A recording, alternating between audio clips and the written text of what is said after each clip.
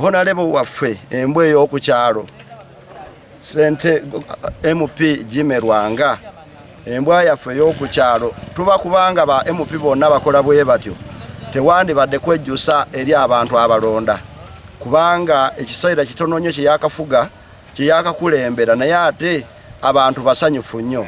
Honorable Lwanga tusaba ogenderaawo kubanga emmere ogigabye wayitamu osomesezza abantu okwewala endwadde n'ebirala bingi nnyo ate osobola okuwabula. Otherwise, even supporters, we have been getting supporters like today, MP Lwanga Jimmy, as he's giving us DC offer. That's what we have been surviving.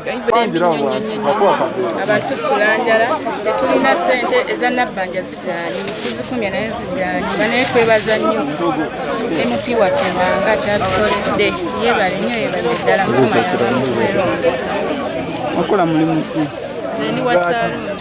And we've appreciated because some never had that money, but at least we shall use it to get something.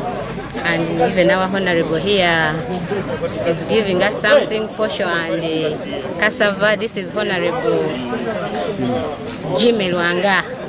Yes, because this is Bwikwe district. Yeah, he's giving us here posho. He's giving everyone. He's not segregating that this is a border, these are teachers, these are market vendors. No, he's giving everybody. Yeah, we've appreciated for everything. Bagenzi bafuna ku ssente ne MP waffe Lwanga Jimmy naye atuleetedde ku mmere abantu be division ye Wakisini Njero okutwaliza wamu.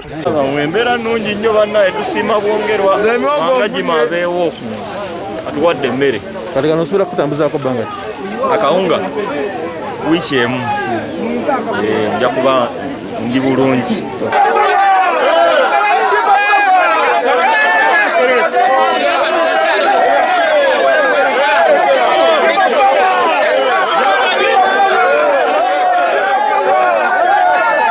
Njagala okuvumirirwa ekikolwa kino era n'okutegeeza abantu bonna abalowooza nti bagenda kujja mu Njeru municipality basende abantu baffe nti tetugenda bba wakalembereza konna.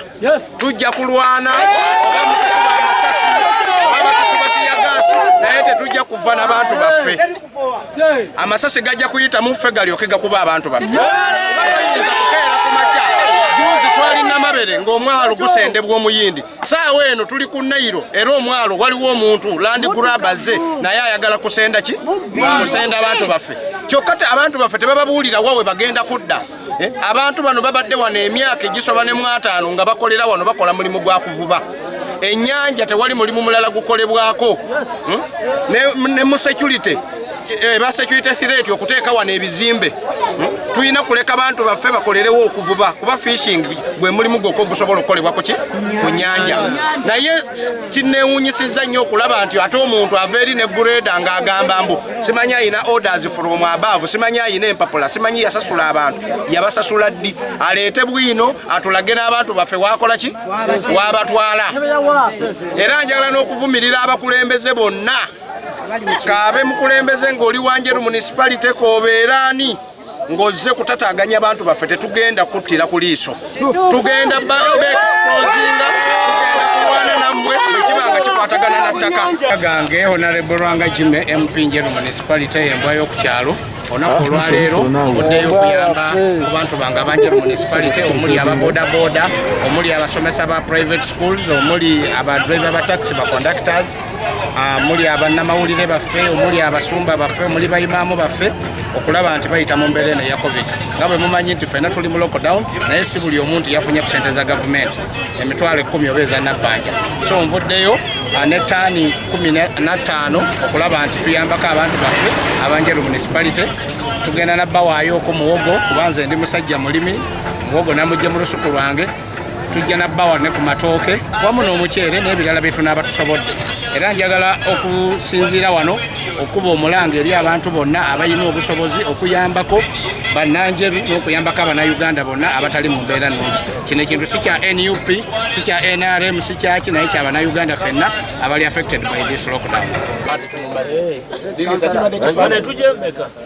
Tojayo soko moya account rundi abana Uganda kubira basitawaswa atuusawo gatekana mukubireko atuuse ugundi already as in the direction tusazeewo madiru stage basitawaswa Sera sagala muneeraliikiriremu ne bakansala beekoze eki benzize nabo singa mbadde saagala kujja eno kuyamba abantu bange banjeru saalivuze mafuta kujja wa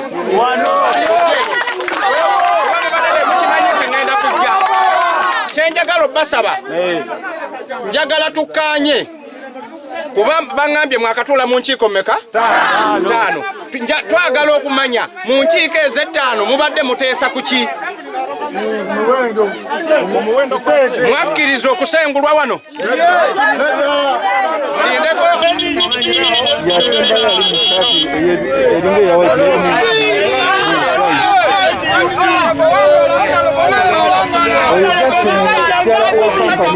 Musajja